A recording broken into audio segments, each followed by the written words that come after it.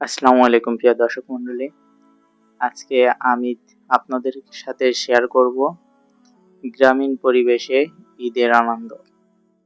তো শহরে অনেক মানুষ পার্কে যায়, বিভিন্ন স্পটে যায়, যে সেখানে ঘোরাঘুরি করে।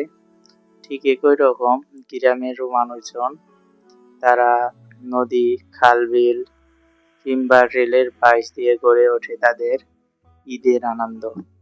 তো এখানে পোড়াদাহতে রেলের পাশ দিয়ে অনেক মানুষের সমাগম ঘটেছে। চলুন দেখে আসি সামনে কি আছে। তো আমরা যেতে যেতে সামনে একটি সূর্যমুখী ফুলের বাগান দেখলাম। সেখানে দেখছি বেশ মানুষ গিয়েছে, ছবি তুলছে, ভিডিও করছে। এছাড়াও অনেকে আবার ফুল ছিঁড়ে নিয়ে যাচ্ছে।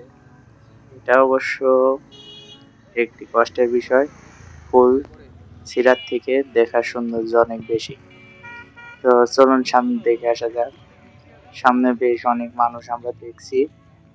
এখানে বাম সাইড দিয়ে রেল চলে গিয়েছে, মাঝখানে রাস্তা এবং ডান সাইডে পুকুর, এছাড়াও বিভিন্ন ফসলি জায়গা জমি রয়েছে। তো সামনেই বেশ কিছু মানুষ রয়েছে। আমরা মূলত প্রায় ভিড়ের থেকে বের হলাম, তো ওই জায়গায় আর কি ভিডিও করতে পারি নাই। অনেকটা সামনে কিছু মেলা কোয়ালিটির আছে আর কি, বেশ বাচ্চাদের খেলনা, এছাড়াও চটপটি, ফুচকা, বিভিন্ন খাদ্য নিয়ে এখানে দোকান বসেছে। তো আমরা আর বেশি দূর যাব না, কারণ সামনেই আমাদের কিছু বড় ভাই রয়েছে, তাদের উদ্দেশ্যে এখানে আসা হয়েছে। এই যে সামনে দেখা যাচ্ছে আমাদের সেই শ্রদ্ধেয়ভাজন বড় ভাইরা, তো তাদেরকে নিয়ে আবার আমরা ফিরে যাব। তো তাদের সঙ্গে দেখা করলাম, মোলাকাত করলাম এবং ঈদের আনন্দ ভাগাভাগি করলাম এবং তাদেরকে নিয়ে আমরা আবার ব্যাক করছি। তো আসতে যে বেশ কিছু দোকানপাট, ছোট ছোট দোকানপাট দেখলাম।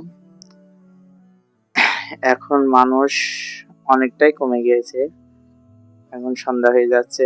এছাড়াও আসতে যে এক ছোট ভাই, আমাদের সে প্রিয় সালমান, তাকে জিজ্ঞাসা করলাম তুমি কি রোজা করেছো? সে বলছে হ্যাঁ 30টাই করেছি। তো তার ভিডিও করতে যে সে অনেক লজ্জা পেল। যাই হোক, ছোট মানুষ 30টা রোজা করেছে, এই জন্য অনেক খুশি, আমরা অনেক খুশি। আবার আসতে যে সন্ধ্যার ওই জায়গা দেখলাম, সে সূর্যমুখী বাগানের ওখানে ওখানে এখনো মানুষ। এছাড়াও আমরা মাগরিবের নামাজ পড়ে এসে স্টেশনে এসে দেখছি আমাদের বয়সে অনেকে আছে যারা এখানে যারা এখানে কিছুটা সময় কাটাতে এসেছে। ধন্যবাদ সকলকে। আল্লাহ হাফেজ।